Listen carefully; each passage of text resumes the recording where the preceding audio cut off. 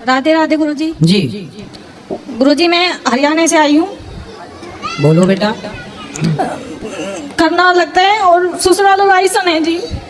लेकिन मेरा पति मुझे बहुत मारता है। पति मारते हैं? हाँ जी। कहाँ से हो आप? करनाल? हाँ जी, जिला करनाल, गांव रायसन। रायसन? मुझे पी के बहुत मारता है। मेरे 2 लड़के हैं जो वहीं पे रह गए। तो आप यहाँ आ गए? हाँ जी। मैं तुमको बताए कि आप यहाँ आ रहे हैं? नहीं हूँ, सबको पता है मैं कहाँ हूँ। लेकिन वो मुझे कह रहा है कि अब अगर तू अब गई तेरी गिट्टी में बुड़का मार के तुझे जान से मारूंगा। जब मैं वहाँ से भागी थी, जड्डों के दिन थे। तो किस बात के लिए मारते हैं वो? क्या दारू पी के मारता है जी। मैं उसे रोकती हूँ कि दारू मत पीकर कुछ खाने पीने की चीज लेकर आ जिससे मैं भी खाऊं और मेरे बच्चे भी खाएं। लेकिन वो ये बात नहीं समझता। बस मुझे रात को 2 बजे के बाद मुझे बहुत मारता है। और पिटबुल का कुत्ता बांध रखा था, वो खोल देता था जिससे कोई मोहल्ले पड़ोस का मुझे छुटवाने भी ना आए। पिटबुल का कुत्ता था जी। हमारे कुछ जो हमारे जी का कथा अच्छा लगे चैनल को सब्सक्राइब करना, वीडियो में देखते हैं हमारे जी कथा। इस महिला ने देखो इसका पति मार मार के इसका हालत खराब कर दिया। गुरुजी के सामने क्या कहा। वीडियो अच्छा लगे तो चैनल को सब्सक्राइब जरूर करना, वीडियो में बने रहना। देखते हैं हमारे जी कथा। चार कर लिया था उसने, गंजा में कहा, उसमें भी मैंने इसका सपोर्ट करा क्योंकि मेरा धर्म था अपने पति की रक्षा करना। लेकिन उसने मुझे बहुत मारा जी। मैं जड्डों में वहां खाई थी, मेरे सिर में कैंची मार रखी थी, खुन्ना खाई। और एक बामनी ने मुझे अपनी टूटी हुई चप्पल दी और मेरे पे ना कपड़े थे ना कुछ था। मैं बड़ी मुश्किल से अपने घर आई भाग के रात। तो उनके जो आपके सास ससुर हैं वो नहीं डांटते उसे, रोकते? उसने अपनी माँ को भी मारा। बाप तो मर गया उसका। वे 2 भाई हैं, एक बहन है उसके। तो उसके भाई लोग समझाते नहीं? नहीं, वो सबको मारता है। उसने अपना भाई भौजी काट रखे थे। वो वहाँ पे पृथ्वीराज चौहान की मूर्ति के नीचे किराए पे रह रहा है। बहुत बुरा है जी, बहुत मारता है मुझे। मेरे 2 लड़के वहीं रह गए। तो बच्चों को भी मारता है? मेरा के तो मारता था, पीछे पता नहीं। बहुत बुरा है। तो आपके बच्चे कितने बड़े हैं? एक 8 साल का होगा, एक 6 साल का। उसका नाम हनी और सहजप्रीत है। तो आप छोटे छोटे बच्चों को छोड़ के आ गए हैं? अब गुरुजी मैं क्या करती, जब मेरे सिर में कैंची बांध रखकर पीछे से वो पत्थर टैल का काम करता है और ग्राइंडर मशीन लियो फिर रहा, कह रहा कि तेरे टुकड़े करूंगा और कच्ची लैटरिन की कह रहा इसमें दाब दूंगा, कह दूंगा किसी की गैल भाग गई। अब बताओ मैं क्या करती रात को। तो आपके माँ बाप को बताया आपने? मेरे पापा थे सपोर्ट में, लेकिन वे भी रक्षाबंधन वाले दिन मर गए। मम्मी सपोर्ट नहीं करती, भाई भी सुनते नहीं मेरे। भाई सपोर्ट नहीं करते? नहीं जी।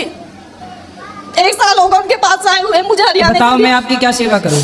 गुरुजी बस वीडियो के माध्यम से यही कह रही कि जो मेरी वो वीडियो देख के ऐसा उसे करना नहीं चाहिए। पहले तो उन्होंने झोली पला के मांगा था मुझे, कह रहे 50 गज का प्लाट देंगे, ये देंगे। वहाँ जाके जो उन्होंने मुझे एक गुंटी और पजेब चढ़ाई थी 12 तोले की, वो भी खोस ली।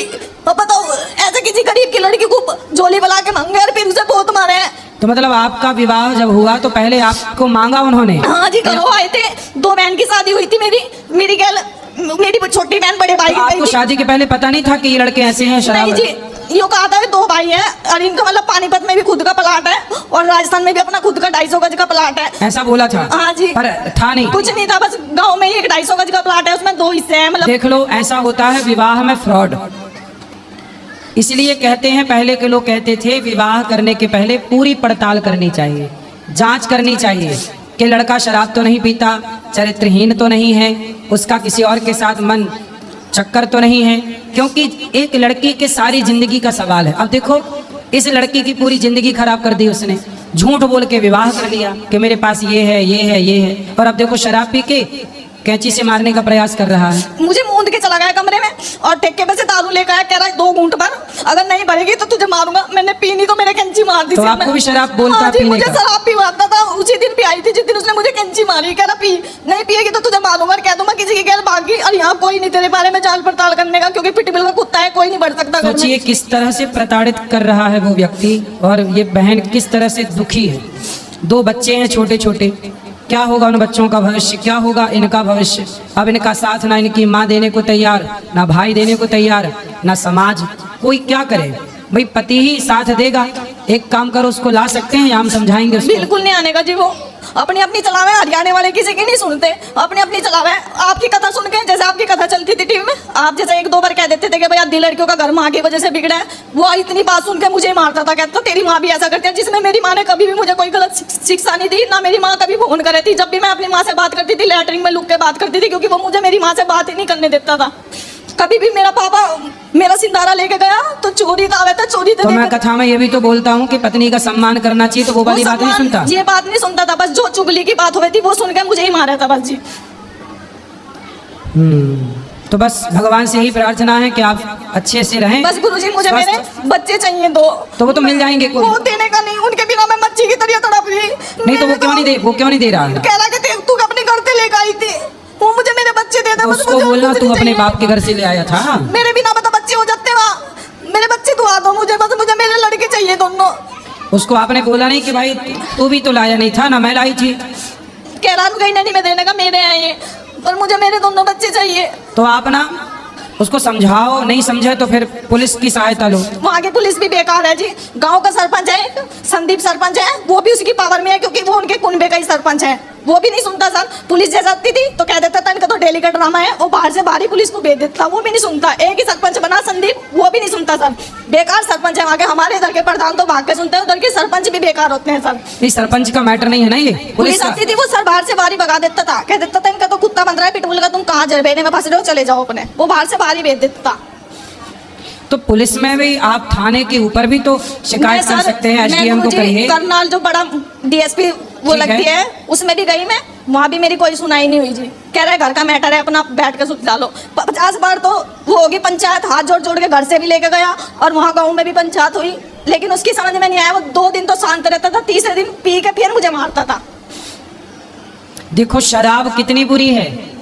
शराब का विरोध हम लोग करते हैं तो बॉलीवुड के लोग, कुछ न्यूज वाले हम लोगों को कहते हैं कि आप संतों का ही विरोध करने लगते हैं। जबकि सोचिए बॉलीवुड के लोग क्या कहते हैं कि शिव जी पे दूध क्यों चढ़ाते हो, गरीब में बांट दो।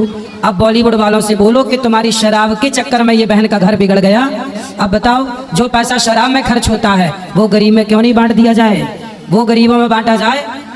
इसलिए शराब को प्रमोट किसने किया? शराब का प्रचार कौन करता है? बॉलीवुड करती है। तो अब बताइए बहन का घर बिगड़ा है तो जिम्मेदार कौन है? वो लोग जिम्मेदार हैं जो शराब को प्रमोट करते हैं। लोग क्या गीत गाते हैं, मुझे पीने का शौक नहीं, पीता हूँ गम भुलाने को। अब आए वो लोग आगे और ये बहन का गम दूर करें। कैसे होता है ये गम दूर? तो शराब पीना कितना नुकसानदायक। देखो ये लड़की का जीवन खराब, इसके 2 बेटे हैं, वो भी अब क्या भविष्य होगा उनका। भगवान से यही प्रार्थना है कि आपके पति को सद्बुद्धि आए और वो सही रास्ते पर आए। राधे राधे। राधे।